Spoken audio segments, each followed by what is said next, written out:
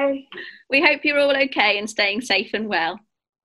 Today we're joined by Natalie from Relaxed Kids. Hello. Natalie. Hello. How are you? We're fine.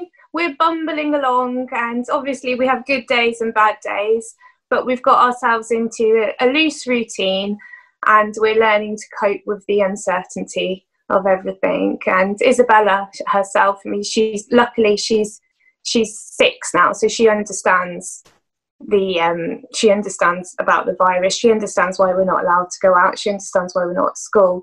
So that really helps, and she's actually enjoying being able to be at home and learn more creatively and through play. So that's lovely to see.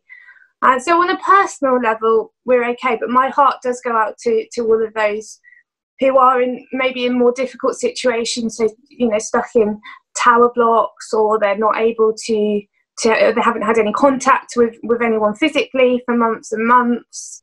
People worrying about family members and their health. So I think it is a tough time for everybody, mentally and emotionally. So I do empathise with a lot of people in their situations, and I do worry. But I think it's a real test for us to learn to be present and learn, how to cope, just day by day, rather than thinking ahead, because there's no point thinking ahead because we don't know what's going on. No. So it's pointless to even go there. So yeah. just being in the moment as much as you can, and for us, what's helped us cope is having a routine, and in that routine, a loose routine, but in that routine, trying to make sure each person, each family member, so myself, Kelsey and Isabella, have 20 minutes a day to ourselves. Yeah, that's really key. That's really a good idea. Yeah, I can do that. yeah, it's really important. If you could just have 20 minutes, and don't worry what you do in that 20 minutes, because it's quite tempting to be like, 20 minutes, I need to produce something. But no, just have 20 minutes just to just sit there, and just daydream. You don't have to. It's great if you can do if you can do yoga or meditation or journaling in that time, but don't feel the pressure to do anything. You can just sit and just be, just look out the window, or have a little walk or something. And you won't get that every day, but if you can try to give each family member, because even the children, they need time, because it can feel claustrophobic for them, so to let them have space up in their room, or in the garden, just playing and just being by themselves. I think that definitely helps. Yeah, good tip there. Good tip. Very good tip. For those that don't know, can you just explain a bit about Relaxed Kids and what you do? Okay, so I'm Natalie, and I trained as a Relaxed Kids coach in 2018. And to go into the background of Relaxed Kids, so Relaxed Kids was set up by a lady named Marnetta Vegas, and she was working back in 2000. She was working as a children's entertainer, and she noticed that the children that she was performing to, they were fidgety, and they couldn't sit still, they couldn't concentrate. And she noticed as the months went on that the children, there was a decline in their focus. And Marnetta, she grew up, her family, their background was very much immersed in the ethos of meditation and mindfulness and well-being. So she's naturally very passionate about mindfulness and meditation. So she combined her passion of mindfulness and meditation and the skills that she had as a children's entertainer to create this Relaxed Kids training program. And since then she's trained over 1,000 coaches who are delivering these classes all across the globe, and with the intention of creating calm and confident children. So I run these classes, and pre-lockdown I was working in schools, helping different year groups, so the whole year groups. I was teaching them yoga skills, teaching them about their emotions, how to express their emotions appropriately, and teaching them breathing techniques, mindfulness techniques, how to empower themselves, and relaxation as well, which is very, very important. And I can't wait to get back again. Yeah, it must be really disheartening not to be able to go and do those things because they're so important. We have a lot about adult mental health, especially at the moment. It's all over the place, and it has become more, you know, to the forefront of things recently anyway, but you don't always hear about children's mental health. And so having your classes is really good because obviously, like you're saying, it teaches the children how to deal with their own mental health and take responsibility for it and how to deal with it. How important is it for children to be able to do that? So it's so important. Children's mental health is as important as adults' mental health. They are both equally important, and obviously if children have strong mental health, then they will grow up as adults having strong mental health. So it starts with the children, but also for children to have strong mental health, then adults need to look after their mental health because they learn from the adults. So if as a parent, it's very important that we talk to children about our feelings and when I'm angry, I go for a walk, or when I'm angry, I write it down in a book. And so they understand it all. You know, we all have these emotions. They're not wrong. It's just how we deal with them. Watching you meditate, for instance, you know, if you take 10 minutes a day to meditate and they see you meditating, they know you're meditating, you know, they will ask, children are curious, so they ask why. And you can explain to them that you're meditating because it helps you feel better in your body and your mind, and it helps you make wise decisions, you know. And then they'll soon want to start doing it themselves if they see you doing it. And there's this quote, I can't remember who it's by, but you probably heard it, and it's far easier to raise strong children than it is to repair broken adults. So I think that says it all, really. Yeah, that's a really good quote, actually. I don't know who said it, but it's true, isn't it? Start young. It's a lot easier to place the foundation than it is to try and fix something that's broken later down the line. Yeah, exactly. And I suppose, like, looking after your mental health, it's the same as looking after your physical health.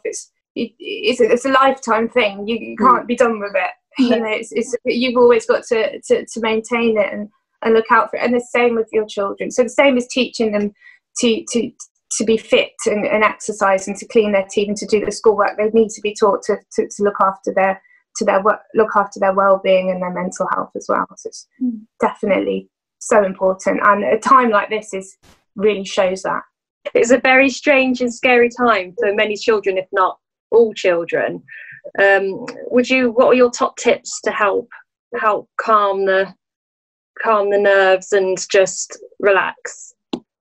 Okay, so each day, I've got a few. I'll reel them all off. So this can apply to little ones right up to early teens. And I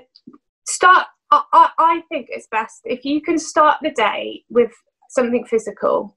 So I think we are allowed out more now, but even before when we only had the one exercise a day, you can still exercise inside. So I think everybody on the planet has heard of Joe Wicks by now, the PE man. So it's starting off with the PE, or Cosmic Kids Yoga is amazing as well. I love Isabella and I love Cosmic Kids Yoga.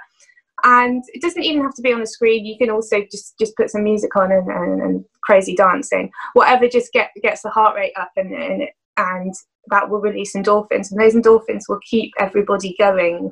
It keeps them up, it lifts the mood and keeps everybody going for the middle of the day. And then when you start crashing at sort of 4 o'clock, then you can go out. Then going outside again. Going outside for your exercise at the end of the day. I mean, everybody's different. You can do it whatever way around you like. But I just think an exercise at the beginning and activity at the end just helps keep the mood up. It has a physiological effect on the mind and the body, and also helps children sleep better as well. They have a big exercise in the morning and then again in the evening. I think that's should take a priority. And plenty of cuddles. Cuddles release oxytocin, so hugs and touch, and just that you spend as much time as you like hugging. And because it releases oxytocin, which is a natural sedative and bonding hormone. So that will really help keep mental health high and strong. And try to praise children on who they are rather than what they're producing. So praising them for being kind, praising them for their being brave, praising them for their generosity, for efforts that they're putting into things rather than what they're producing. That's going to help them feel safe and secure within themselves. And laughing and playing, laughter. Laughter is so important.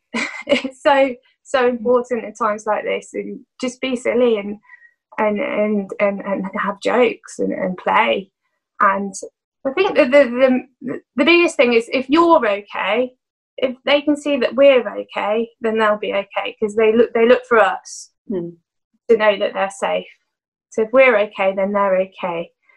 And another nice thing is when they go to bed, just before they go to bed after I had a story, and you say goodnight, just ask them what they're looking forward to tomorrow, because that will just put them in a positive. The last thing that they think about will be positive before they go to sleep.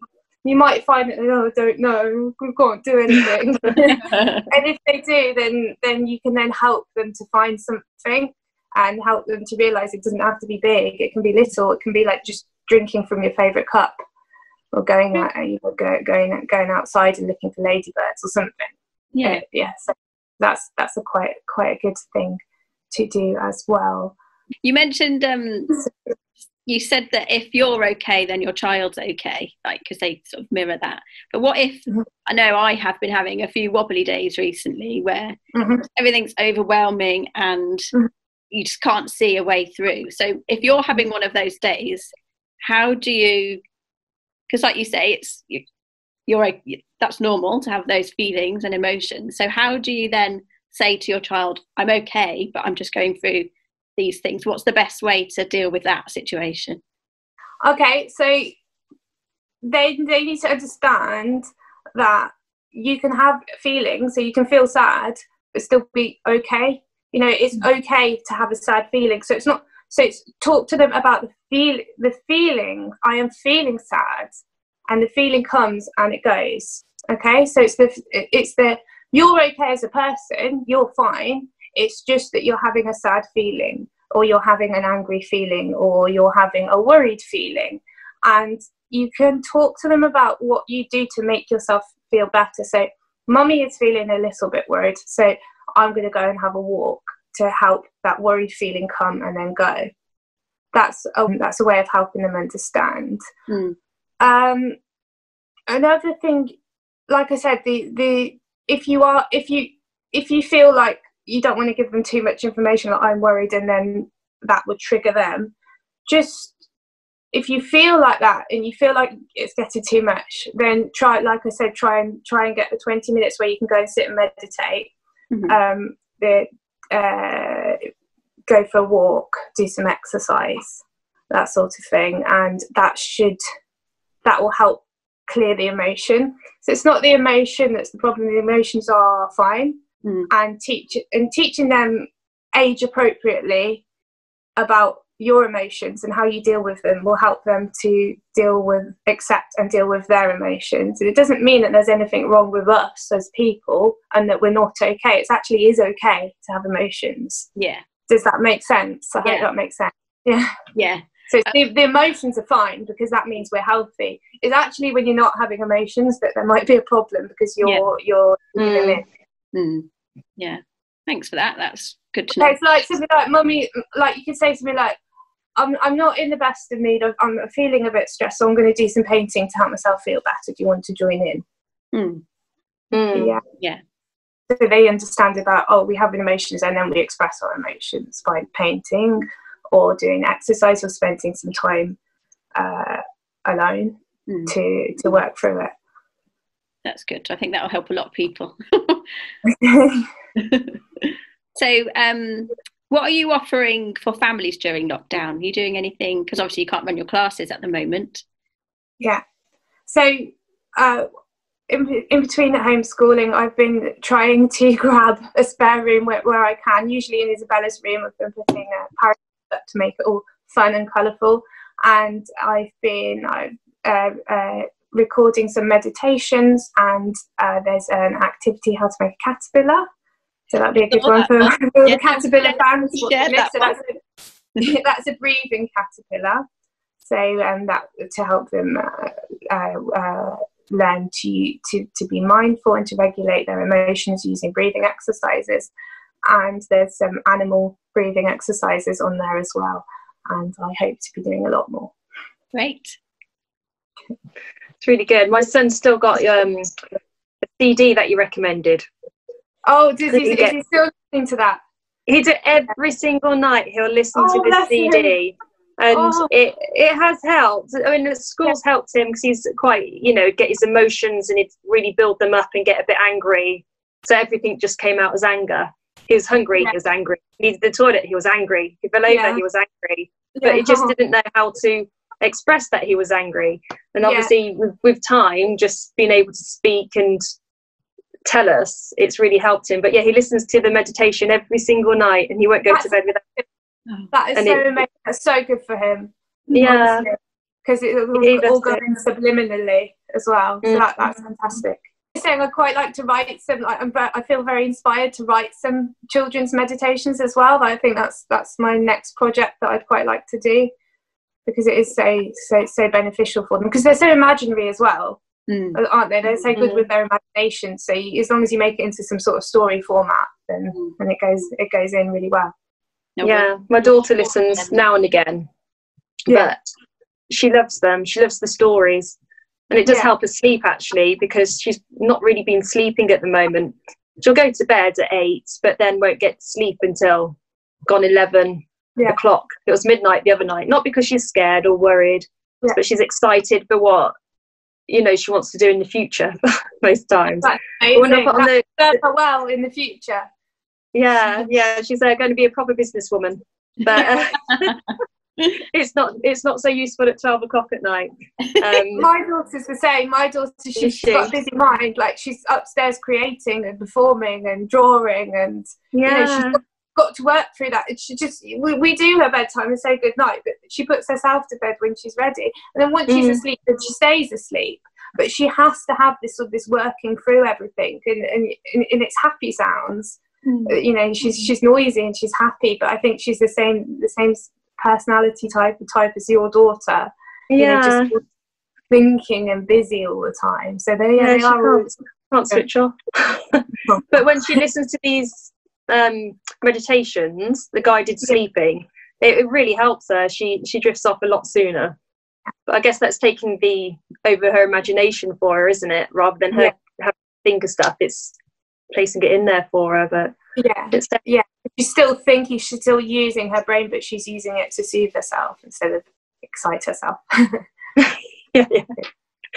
Definitely. Could you give us a demonstration of what you do during Relax Kids? I can. I've got a simple meditation to do today, and I'd love it if you could join in. If you'd like to, you're invited to. Give it a go. So if you want to first of all, just get yourself comfortable. Okay. So just stand up, have a shake. Look around. I'll disappear if I'm too much. Right. So ready? Okay, so this is a simple children's meditation that works perfectly well for adults as well. So please join in with me. So we all feel funny inside sometimes. I know that I definitely do. But by practicing this short meditation, we can help ourselves to feel better if we're feeling worried, a bit upset, or a bit frightened. Okay, so just gently close your eyes. And see if you can notice your thoughts. These thoughts, they come and then they go. Sometimes we have lots, and sometimes just a few. These thoughts are the things that make us feel worried or scared or sad. We cannot stop our thoughts, but we can slow them down, and we can watch them come and go, just like clouds.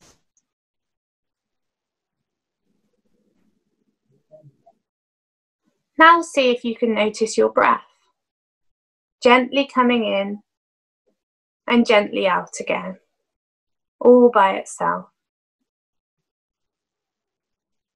It's amazing what our body does without us even realizing, whether we are even thinking about it or not. See if you can count 10 breaths, counting 1 as you breathe in and 2 as you breathe out.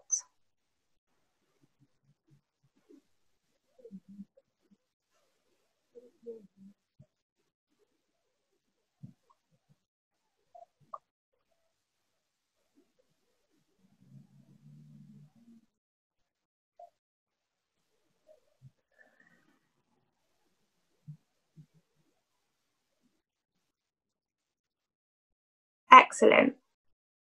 Now can you place your hand on your tummy and take in another breath, breathing all the way down to your tummy as you breathe in, and then blow out.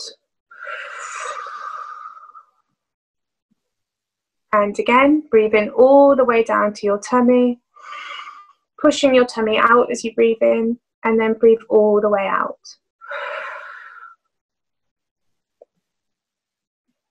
Excellent. See if you can do 10 tummy breaths. So breathing in, feel your tummy go up, and then breathe out. And count to 10.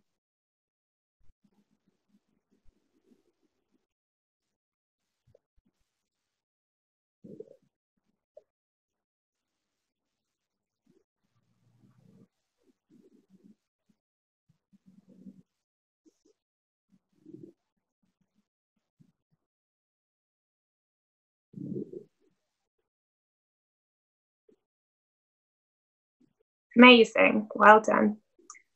And now notice those thoughts again. Have they started to slow themselves down? Maybe they've even stopped. Can you notice that calm feeling in your body? If you can, gently place your hand on that calm sensation. Take in 1 more deep breath and send that calm feeling to every part of your body, from the top of your head to the tips of your toes and your fingers.